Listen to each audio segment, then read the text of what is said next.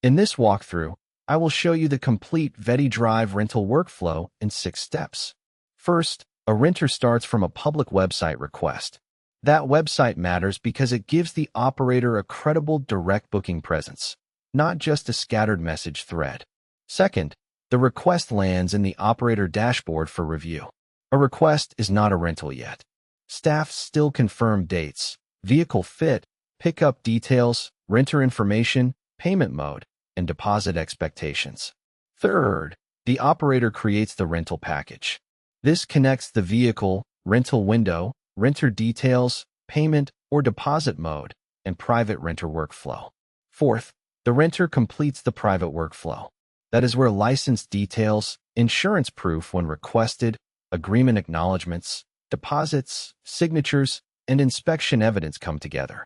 Fifth, staff check readiness before pickup. The dashboard should make it clear what is complete, what is pending, and what should block key release. Finally, evidence stays attached to the rental. If the operator needs a record later, the evidence packet keeps the timeline, documents, signatures, and workflow events together. That is the VettyDrive loop.